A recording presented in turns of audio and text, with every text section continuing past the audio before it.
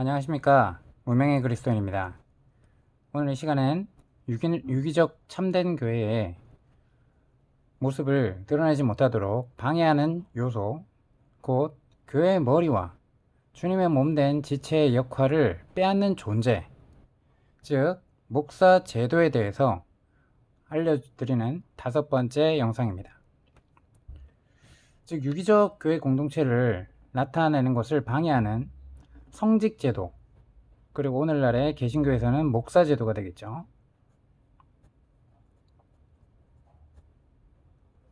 이 근 2000년 동안이나 교회 안에 군림하게 된 바탕에 대해서 그동안 앞선 영상에 대해서 간단히 살펴보았습니다. 여러 원인이 있겠지만 성경을 보는 눈이, 관점이 잘못된 것과 또 그리고 은사에 대한 지식의 결핍이 예나 지금이나 교회 안의 영적 엘리트 계급인 이 성직자의 군림을 탄탄하게 뒷받침해주고 있다고 보여집니다. 신약과 구약 말씀을 오가면서 짜집기 해서 오늘날의 목사가 하나님의 기름을 부음을 받은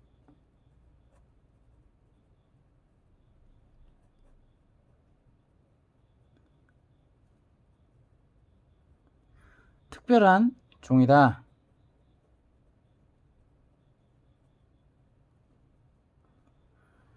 이것을 증명하기 위해서 성경을 짜집게 하고요. 또 그가 하나님께서 개교회,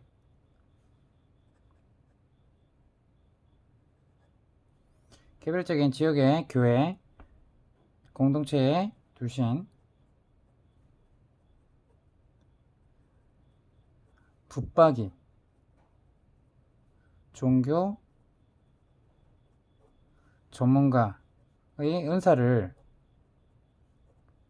소유한 존재라는 잘못된 개념을 주장하는 그것이 얼마나 악한 열매를 맺어내고 있는지 우리는 쉽게 알 수 있습니다. 자, 이런 인식과 사상이 바뀌지 않는 한 아무리 그 안에 이러한 생각을 갖고 있는 지도자 아래에 있는 그렇게 교육받은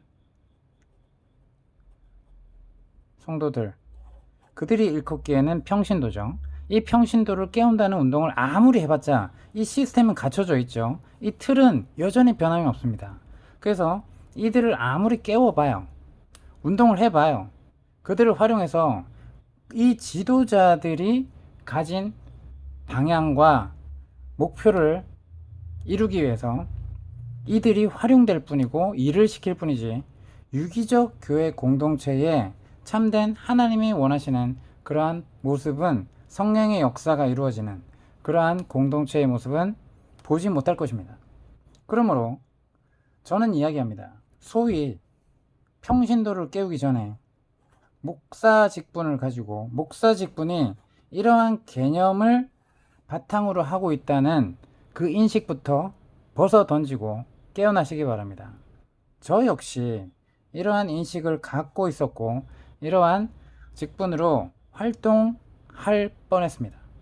하지만 하나님의 뜻이 아니기 때문에, 하나님이 원하신 것이 아니기 때문에, 성령의 역사가 아니기 때문에 인간의, 사람의 전통을 따를 수 없습니다. 예수님이 그러셨죠. 너희는 하나님의 계명보다 사람의 계명을 더 사랑하는도다 라고 해서 많은 잘못된 그런 사람의 전통에 대해서 지적을 하셨습니다. 오늘날에도 예수님이 다시 오신다면 이러한 것들을 지적하지 않고 책망받지 않겠습니까? 그렇죠? 자, 그렇다면 신약 성경에서 말하는 사역자는 어떻게 생겨나는 것일까요? 하나님께서 교회에 주신 모든 은사가 드러나는 원리와 같습니다. 그러므로 우선 은사에 관해서 제대로 이해를 해야 이 사역자들의 은사에 대해서도 올바로 알 수 있을 것입니다.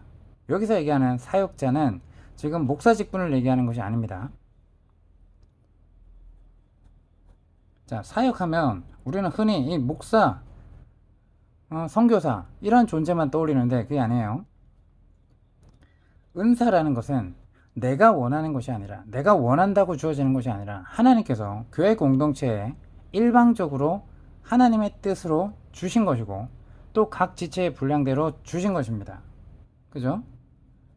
그래서 고린도전서 12장 18절 그리고 에베소서 4장 7절을 참고하시면 분명하게 알 수 있죠.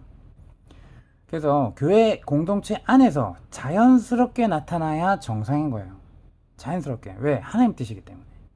무슨 은사 목록을 펴놓고 어떤 막 이런 은사를 받았다는 목사 집회에 찾아가서 쭉 줄 세워놓고 나오십시오 해가지고 막 임파테이션이라고 이름으로 해서 막 이마를 대서 막 쓰러뜨린다거나 아니면 그런 은사를 받기 위해서 쫓아다닌다거나, 자, 그래서 그런 행위는 너무나 잘못된 것입니다. 예수님도 그런 사역을 하지 않았어요. 제자들한테 그렇게 행하셨습니까? 제자들한테 그렇게 은사를 주셨습니까? 아니죠. 근데 그렇지도 않은 짓을 우리는 과감하게 담대하게 하나님이 보심에도 불구하고 그런 짓을 하고 있습니다. 그래서 무슨 은사 목록을 펴놓고 나에게 어떤 은사가 주어졌는지 이렇게 체크해 보십시오, 그렇게 연구하는 소위 은사 발견 테스트, 그런 것들을 하는 데가 있더라고요. 그죠? 이것을 해야 할 성질의 것이 아니다. 안수를 하거나 연습을 시켜서 은사가 나오도록 하는 인위적인 행위는 잘못된 것입니다. 그것을 비유로 한다 그러면 마치 옛날 공산 동독에서 어떤 일이 있었냐, 태어난 지 얼마 되지도 않은 아기를 수영 기계로 만들어서 올림픽에 출전시키기 위해서 어떻게 했는지 아십니까? 아기를 수영장 물속에 집어 넣었다 뺐다 하면서 그렇게 훈련을 시켰어요. 이 아이가 수영을 하고 싶은지 잘하는지 막 이런 거 따지지 않고 목표를 정해놓고 그게 짜맞춘 것입니다. 자, 은사는 하나님 뜻대로 하나님 마음대로 주시는 것이기 때문에 우리에게는 선택의 여지가 없어요. 하나님이 우리보다 우리를 더 잘하시기 때문입니다. 마치 엄마 뱃속에서 태어난 아기가 자라나면서 몸 안의 각 지체가 자연스럽게 기능을 발휘하게 되죠. 교회라는 그리스도의 몸에 주어진 은사도 때가 되면 자연스럽게 그 역할을 하게 되어 있습니다. 근데 우리는 그걸 기다리지 않죠. 뭔가 사람이 만든 어떤 조직을 그리고 리더를 뽑고 거기에 우리는 익숙해져 있습니다. 하지만 그거는 성령이 세운 교회의 모습이 아니라는 거예요. 세상에 익숙한 겁니다. 그걸 놓고 교회 공동체에 접목시키려고 하죠. 그래서 우리는 교회 개척이라고 하면 뭐부터 해야 돼요? 성전이라는 이름으로 예배당부터 알아보고 다녀요. 잘못된 거 아닙니까? 그죠? 우리 몸에 붙어있는 손이라 부르지 않는다 해요. 근데 만약에 아기가 태어나 근데 이 손 동작을 잘 못하다가 때가 돼서 자라나면 손의 역할을 충실하게 하게 되는 것이 당연한 거 아닙니까? 교회 안의 은사도 때가 되면 자연스럽게 드러나서 교회 공동체를 위해서 기능을 발휘하게 되고 그것이 교회의 다른 지체들에 의해서 저 사람은 저런 은사가 받았구나 라고 인정을 받게 되는 거예요. 물론 교회가 제도적이지 않고 시스템적이지 않고 유기적인 공동체를 이루었을 때 가능한 얘기입니다. 이 시스템을 벗겨낸 수평적인 성도 간의 관계로서 하나님의 은혜를 나누고 누가 뭘 할 것도 없이 각 지체대로 활동을 하도록 그렇게 인정된 그 유기체적인 공동체일 때 가능한 얘기라는 거예요. 근데 그걸 기존 시스템 교회에서 체험할 수 있습니까? 그게 가능해? 라고 얘기할 수 있어요. 아니, 이걸 벗겨 보십시오. 누구부터? 목사 자신들부터. 저는 그렇게 했어요. 그렇게 해서 체험을 했습니다. 그 공동체가 이루어진다는 걸 얘기했고 그 각각 지체들이 유기체적인 교회 공동체로서 성도들이 성령께 은혜를 받고 은사를 받고 그렇게 천천히 성장되어지는 부분을 보았습니다.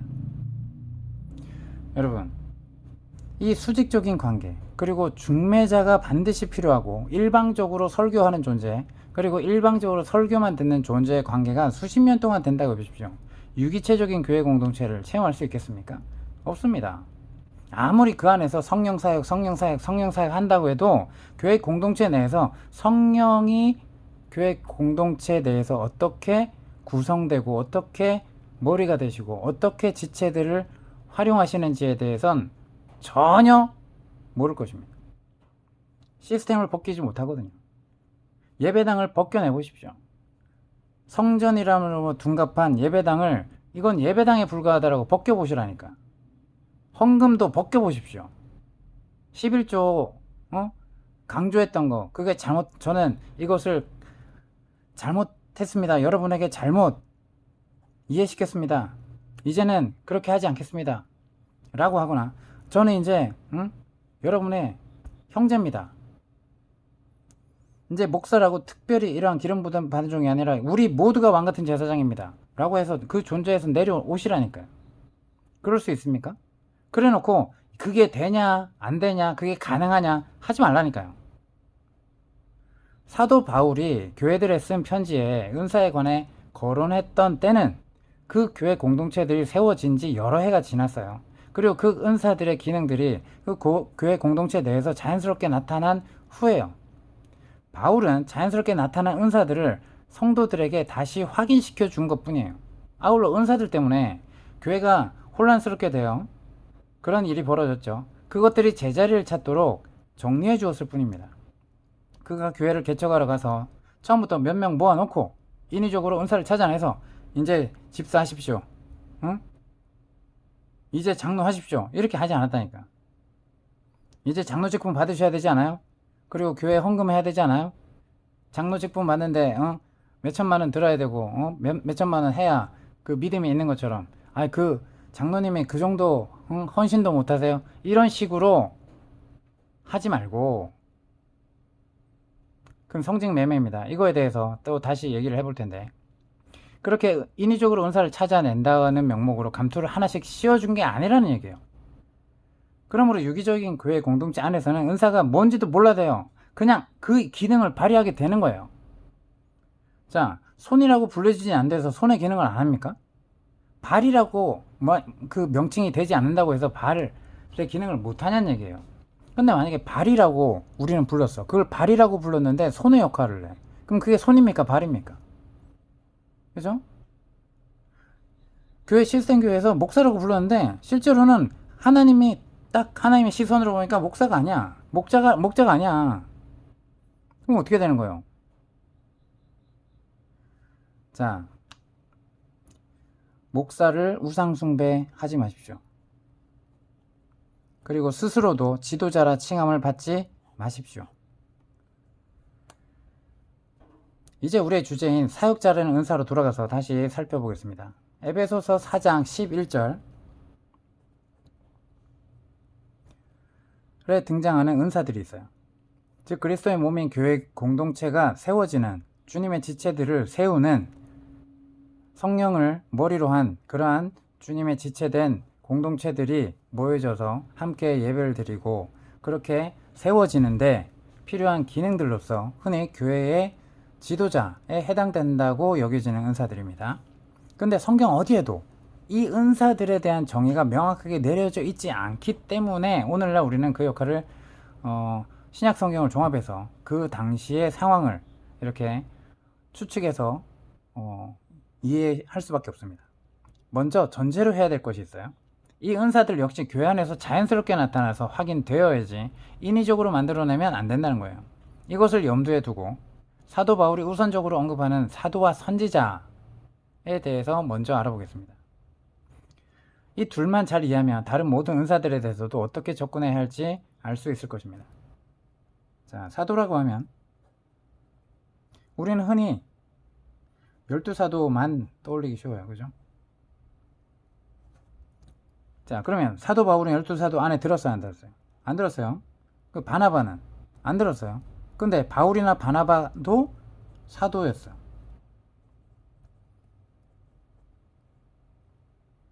바나나라고 하셨네요. 자, 바나바 그리고 바울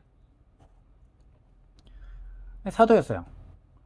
그래서 우리가 한번 봅시다.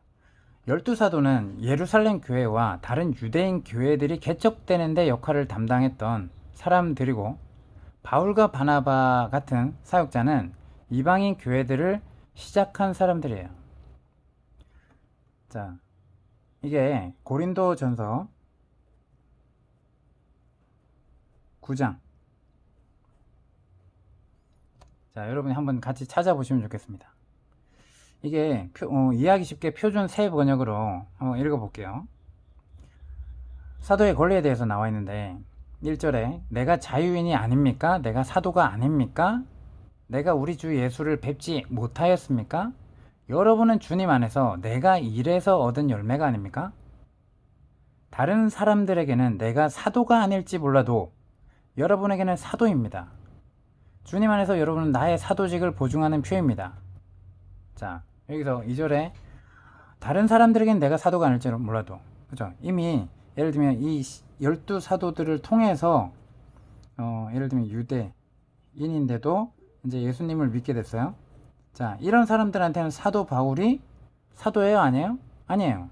자, 사도라는 의미를 아포스톨로스에서 보내심을 받은 자.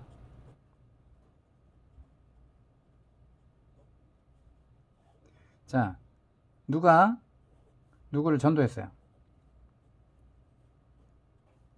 그래서 하나님의 시선으로 긍휼히 여기면서 계속 끊임없이 기도하면서 아니면 말씀을 섬기면서 하나님에 대한 인식을 알려주고 하나님께 회개해서 돌아오게 했다고 합시다. 자, 그럼 하나님의 입장에서는 A를 B에 대해서는 누구였다는 거예요? 사도였다는 거예요. 한시방편적으로 사도였다는 거예요. 자, 그러면 만약에 전도를 했어요. 그럼 이 전도한 사람이 계속해서 B가 계속 평생통으로 사도입니까? 평생도록 이렇게 계속 가르쳐기만 해야 되냐는 얘기예요. 예를 들면 엄마가 딸을 낳았어요. 보살피는 기간이 있겠죠. 근데 계속 엄마가 90세가 되고 예를 들면 딸이 지금 60, 70이 됐어. 그런데도 계속 보살피는 역할로 예를 들면 해야 되나요? 계속 엄마 밑에서만 보살핌만 받아야 되나요? 아니면 독립을 해야 되나요? 그리고 독립해서 가정을 이루어서 엄마가 했던 것처럼 같이 가정을 이루고 이제 뭐예요? 딸도 낳고 아들도 낳고 하면서 어떻게 돼? 다시 이제 번식해서 정말 이렇게 또 딸을 놓고 아들을 낳고 하면서 이루어지죠. 자, 그럴 때 우리가 뭘 느껴요? 아, 우리 엄마가 나를 이렇게 사랑하셨구나 해서 더 부모의 마음을 헤아리게 되죠. 자, 이 사도의 역할은 그죠? 우리가 아까 얘기했듯이 붙박이 종교 전문가로 있는 게 아니에요. 우리가 분명히 알아야 됩니다. 근데 사도 바울이 여기서 얘기를 합니다. 3절에 나를 비판하는 사람들에게 나는 이렇게 답변합니다. 우리에게 먹고 마실 권리가 없습니까? 우리에게는 다른 사도들이나 주님의 동생들이나 게바처럼 믿는 자매인 아내를 데리고 다닐 권리가 없습니까? 나와 바나바에게만은 노동하지 않을 권리가 없단 말입니까? 자, 이게 자, 사도 바울은 텐트 메이커를 했죠. 텐트 메이커를 했습니다. 당시 이제 랍비가 되는 조건이 있었어요. 랍비들은 어떤 환경에 와도 이렇게 그 잡을 가지고 있었어요. 일을 할 수 있는 기술을 같이 배웠습니다. 이것이 있어야 랍비로서 인정을 받았어요. 근데 오늘날 우리는 어떻게 돼요? 목사 신학교 가면 일을 그만둬요. 전문직을 다 내려놓고 다 그건 하나님의 일이 아니라 교회 공동체에서 말씀을 연구하는 일만 그리고 전하는 일만 하나님의 일이라는 편협된 개념으로 다시 돌아와요. 그래서 전문성이 있음에도 불구하고 세상에 어떤 섬김을 할 수 있음에도 불구하고 이 세상을 세상직이라고 이거는 하나님이 원하시지 않는다고 내려놓죠. 잘못된 것입니다. 자, 저 같은 경우에 어떻게 돼요? 저도 말씀을 전하고 이렇게 함께 형제들과 하나님의 은혜를 나누고 하지만 실질적으로 저도 이렇게 말씀도 찍고요. 편집도 하고요. 그 다음에 또 뭘 합니까? 세상에 잡을 갖고 있습니다.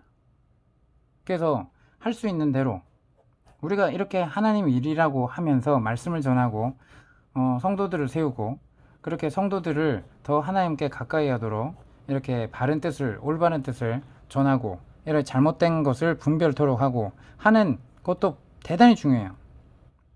하지만 우리는 이걸 하면서 만약에 내가 경제적인 독립을 하지 못한다고 하면 후원을 받는 게 잘못됐다는 얘기가 아니에요. 여기에 사도 바울도 분명히 얘기합니다. 7절 자기 비용으로 군에 복무하는 사람이 어디에 있겠습니까? 포도원을 만들고 그 열매를 따먹지 않는 사람이 어디에 있습니까? 양떼를 치고 그 젖을 짜먹지 않는 사람이 어디에 있습니까? 내가 인간의 관례만을 따라 이런 말을 하는 줄 아십니까? 율법에도 이런 말이 있지 않습니까? 율법에 기록하기를 타장 일을 하는 소에게 망을 씌우지 말아라 하였습니다. 하나님께서 소를 걱정하신 것입니까? 그렇지 않으면 우리 모두를 위하여 말씀하신 것입니까? 그것은 우리를 위하여 하신 말씀입니다. 밭을 가는 사람은 마땅히 희망을 가지고 밭을 갈고 타작을 하는 사람은 한 몫을 차지하리라는 희망을 가지고 그 일을 합니다. 우리가 여러분에게 영적인 것을 뿌렸으면 여러분에게서 물질적인 것을 거둔다고 해서 그것이 지나친 일이 되겠습니까? 다른 사람들이 여러분에게 이런 권리를 가졌거든 하물며 우리는 더욱 그러하지 않겠습니까? 라고 얘기를 해요. 하물며 왜?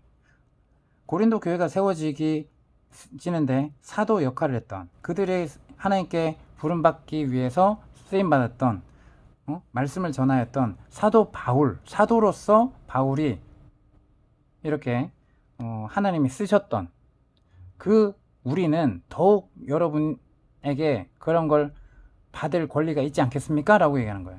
그러나 우리는 이런 권리를 쓰지 않았습니다. 그죠? 경제적으로 이렇게 복음을 전하고 다니고 할 때 어떤 경제적인 후원 이런 걸 받을 권리가 있다라고 얘기하는 거예요. 하지만 우리는 이런 권리를 쓰지 않았다라고 얘기하는 거예요. 왜? 받지 않았다는 거예요. 후련을. 내라고 강조하지도 않았다는 거예요. 오늘날 교회는 어떻게 해요? 11조 하세요. 11조 하세요. 여러분의 복음 전파이 강요가 됩니다. 자, 강요가 되어서는 안 됩니다. 사도 바울도 왜 그렇게 권리를 쓰지 않았을까요? 그 말을 할 수 있는 권리가 있음에도 불구하고. 그런데 어떻게 했어요? 여기서 얘기합니다. 우리는 그리스도의 복음을 전하는 일에 지장을 주지 않도록 모든 것을 참습니다.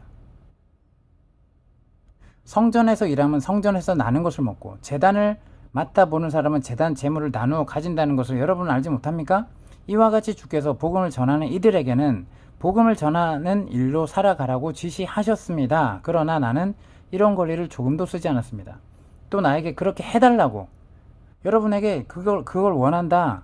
솔직하게는 내가 이걸 원한다 라고 쓰는 그 의도도 나타내기 위해서 이 말을 쓰는 게 아니라는 얘기예요. 그렇게 하느니 차라리 내가 죽는 편이 낫습니다. 아무도 나의 이 자랑거리를 헛되게 하지 못할 것입니다. 라고 씁니다.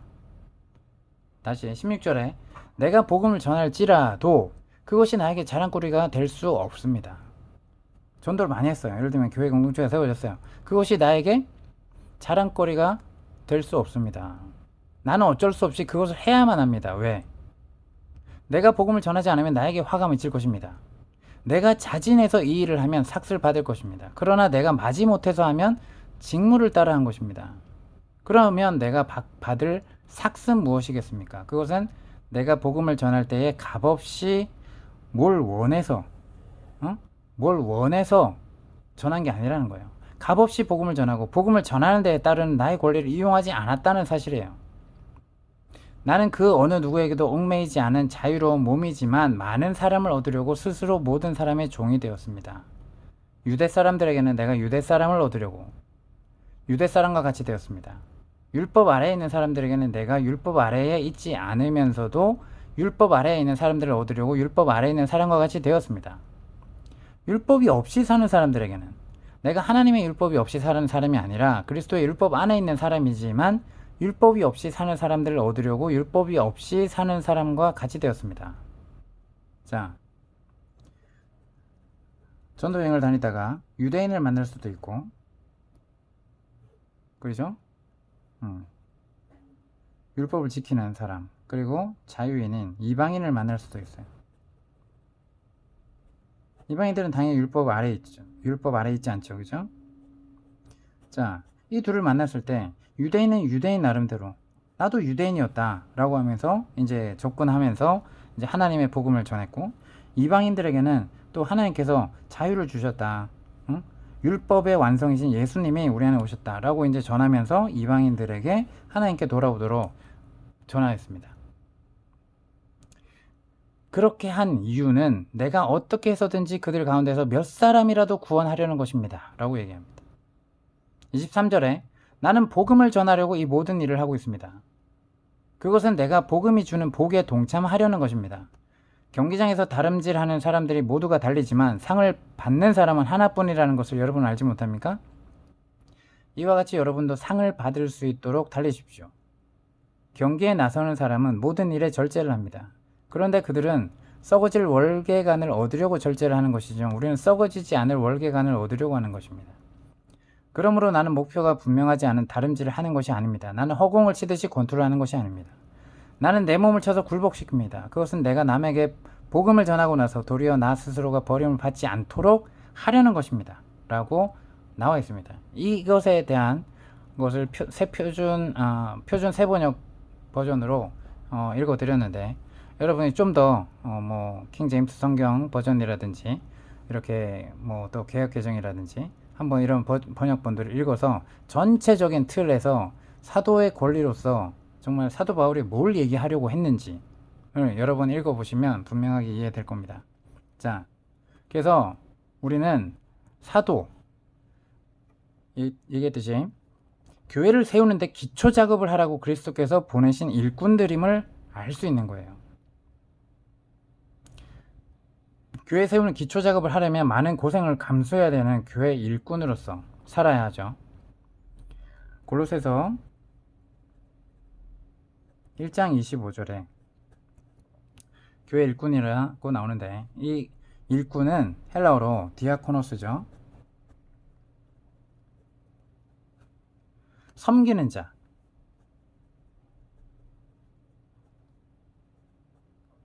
하인, 봉사자라는 뜻입니다. 자, 오늘날의 시스템화된 기득권이 된 이러한 목사, 종교 엘리트 층들이 말로는 섬기는 자예요. 말로는 봉사한다 그래요. 자, 근데 어떻게 돼요? 높임 받죠. 그리고 그 지도자라고 하고 스승이라는 호칭을 좋아하는 거예요. 그렇지 않은 사람들도 있지만 그런 사람이 대부분일 것입니다. 교회 일꾼은 글자 그대로 그리스도의 남은 고난을 그의 몸된 교회를 위하여 자신의 육체에 채우는 사람이에요. 교회를 세우는 일이 결코 신선 노름이 아니라는 거예요. 왜? 예배당을 세우는 일이 교회를 세우는 일도 아니고, 교회 공동체, 진짜 주님을 머리로 삼은, 성령에 이끌려 사는 삶이 무엇인지 앞서 보이고 믿음의 본을 보일 수 있는, 자, 전도자로서도 본인이 이렇게 은혜를 힘입어 이런 은사가 나타나서 성령의 열매를 나타내야 되고, 또한 이렇게 사는 삶으로 사람들을 이끌어서 예수 그리스도께 나아가도록 한 이 한 사람 한 사람들을 세우는 것이 뭐예요? 교회를 세우는 일입니다. 한마디로 사람을 세우는 거예요. 성전된 사람을 세우는 것입니다. 그것이 지체의 하나하나 역할로서 주님의 몸으로서 구성되게 한다는 것입니다. 그러나 교회 일꾼의 역할이 절대로 시선이 집중되는 사람들, 오늘날의 목사 제도죠. 시선이 집중될 수밖에 없잖아요. 왜? 말씀을 전하고 이렇게 성직자로서 그 앞에 서 있으니까. 그 사람들 위해 계급으로, 말은 안 하지만 계급적으로 이렇게 드러나죠. 그죠? 사람들을 위해 군림하거나 그들을 거느리는 영광의 자리가 결코 이 사도의 역할이 아니라는 거예요. 그래서 1세기 사도들을 보면 금방 이해가 갑니다. 어떤 사람들은 사역자를 미화시키고는 하지만 사도 바울은 자신을 포함한 그들을 끄트머리, 그리고 천사와 사람들의 구경거리, 어리석은 자들, 약한 자들, 비천한 자들, 그리고 만물의 찢기 같다고 표현을 했죠. 한마디로 말해서 사도 바울이 언급했던 이 사역자들은 영적 엘리트 계급이 아니라, 또한 특별한 성직 제도의 성직자는 더더욱 아니고, 사실 그리스도의 몸 안에 있는 모든 지체가 이렇게 따지면 성직이에요. 성도입니다. 하나님의 생명을 받고 교회 공동체에 속한 모든 형제 자매가 유기체적으로 서로 자연스럽게 얽히고 설켜져서 서로 돕고 위로하고 하나님의 은혜를 나누고, 그렇게 다 하나님의 거룩한 사람이기 때문입니다. 하지만 사람의 전통에 들어와서 피라미드 구조로 만들어놨죠. 그죠? 하나님은 피라미드 구조로 활동하시는 분이어야 되는 것처럼 오늘날 시스템 교회가 이렇게 꽉 굳어져 있습니다.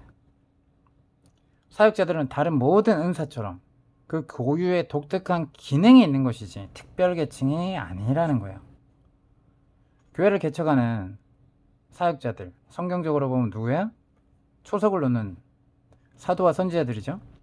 이들은 하나님께서 교회 공동체를 세우라고 부르신 은사를 가진 사람들이에요. 근데 이들이 예를 들면 사도로 부름받지 않는다고 해서 너 왜 나를 사도로 안 불러? 라고 하지 않는다는 거예요. 그 기능을 할 수밖에 없는 거예요. 하지 말라고 해도 그 기능을 하는 거예요. 아시겠습니까? 사람들이 알아주든 안 알아주든 그 일을 하게끔 돼 있다니까요. 성령이 그렇게 쓰십니다. 설교를 하지 말라도 설교가 나온다니까요.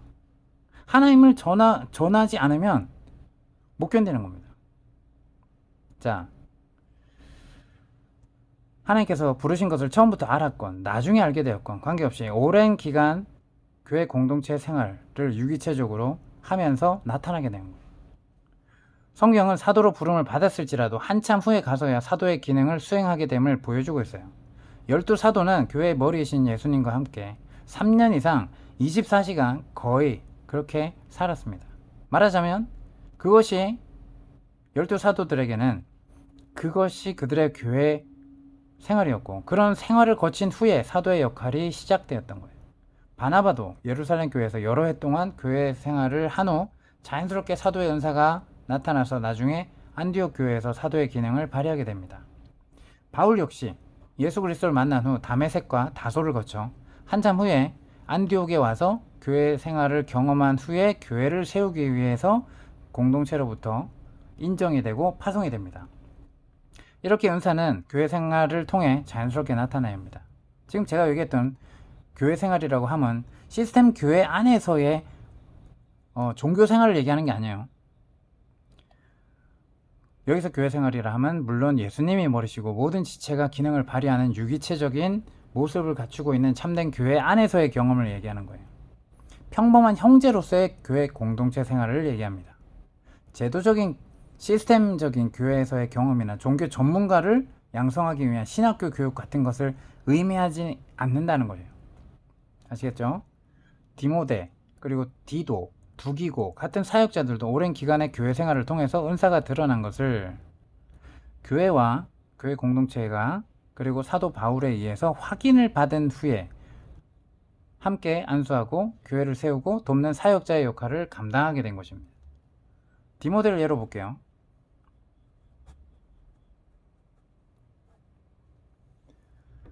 사도 바울의 1차 교회 개척 여행 중에 그로부터 복음을 듣고 그리스도인이 되어서 유기적인 교회 공동체를 함께 시작했던 사람이에요. 바울이 그곳에서 몇 달 동안 교회를 돌본 후 안디옥으로 돌아갔다가 한참 후에 2차 전도 여행 때 그곳에 들렸는데, 이 디모데가 더베 교회뿐만 아니라 인근 루스트라 교회와 이고니온 교회에서까지 칭찬을 받는 형제라는 것을 확인하게 됩니다. 그리고 그를 사역자로 훈련시키기 위해서 데리고 떠납니다. 왜? 사도 바울이 뭘 본 거예요? 아, 사도 연사를 받았구나 라고 본 거예요. 오랜 유기적 교회 생활을 통해서 디모데에게 주어진 은사가 드러난 것입니다. 그 일을 하고 있다니까요. 사도로 칭하지지 않아도 사도에 이미 그 일을 하고 있는 거예요. 교사라고 지칭을 해서 해야지만 교사를 어쩔 수 없이 하는 게 아니라 교사의 활동을 하게 된다니까요. 그래서 그의 사역자로서의 훈련은 우선 사도 바울이 교회를 세우고 돕는 것을 교회 개척 현장에서 바울의 바로 옆에서 지켜보는 것이었다는 거예요. 이것은 12사도가 예수님과 오랫동안 함께 지내면서 예수님 바로 옆에서 예수님의 사역을 지켜보았던과 같은 맥락이에요. 그리고 나서 나중에 우리는 에베소에 파송되어 소아시아 지방에서 사도의 역할을 하는 디모데를 어디서 할 수 있어요? 디모데 전서를 통해서 볼 수 있는 거예요. 자, 우리가 디모데 전서, 이걸 흔히 뭐라 부르냐면 목회 서신이라고 불러요. 근데 이건 대단히 잘못된 표현이라는 거예요. 생각해 보세요. 디모데는 에베소 교회에서 목회하던 목사가 아니었다는 거예요. 오늘날에 이러한 역할이 아닌 거예요. 에베소를 중심으로 한 반경 100마일 안에 있는 소아시아 지역 수십 교회 교회를 살피고 돕는 사역자의 역할이었지. 그죠? 붙박이 종교 전문가로서 개교회 담임 목사로서 했던 게 아니란 거예요. 근데 우리는 이걸 짜맞추게 하는 누가 목회 서신이라고 정의를 내렸을까요? 그죠? 목사 직급들이 이렇게 얘기를 하니까 아, 디모데 전서는 목회 서신이구나 라고 인정을 해요. 근데 전혀 다른 얘기입니다. 필요할 때 교회 공동체를 가서 살피고 바로 세우고 하는 은사예요. 12사도나 사도 바울 그리고 디모데 같은 사역자들의 예를 들었지만 교회 안의 모든 사역은 필요할 때 잠깐 기능을 발휘하는 은사입니다. 은사를 소유한 사람에게 계속해서 초점을 맞추면 안 되고 그 은사의 기능이 교회에 유익하면 되는 거라는 걸 말하는 것입니다. 교회를 세우는 사역자의 은사는 교회가 시작될 때 잠깐 그 기능으로서 발휘한 후에 가끔 필요할 때 또다시 사용되는 은사라는 거예요. 교회의 기초작업은 그 환경에 따라서 기간이 다를 뿐 기초작업을 마친 후에는 그 은사를 받은 사역자가 그것을 떠나야 되는 거예요. 그 원칙입니다. 사도 바울의 경우에 몇 개월쯤 머문 곳이 많았고 고린도에서는 1년 반, 에베소에서는 근 3년간 있었죠. 중요한 것은 사역자들이 교회에 머무는 기간이 아니라 교회의 털을 그 기간 동안에 얼마나 탄탄히 닦아 놓느냐의 문제입니다. 털을 닦은 다음 머리에 신 예수님께 그분의 몸인 교회를 맡겨놓고 떠나야 합니다. 이게 중매자예요. 그래서 사도 바울이 내가 너희를 주님께 중매함이로라 라고 얘기하죠. 그리고 나서 바울처럼 가끔 방문하거나 편지를 쓰거나 디모데, 디도, 두기고, 에바브라, 베베 같은 사람들을 보내서 도움이 됩니다. 얘기했지만 사도와 선지자의 은사를 받은 그 교회 초석을 놓는 일로 쓰이는 주님의 사역자들은 붙박이 담임 목사가 아니었다는 거예요. 자, 오늘은 여기까지 설명하고요. 다음은 사도와 선지자의 은사 말고 에베소서 4장 11절의 다른 은사들, 복음 전하는 자, 그리고 목자, 교사와 같은 은사가 어떤지에 대해서 잠깐 또 나눠보면서 목사 제도에 대해서 이야기해 보겠습니다. 이상입니다.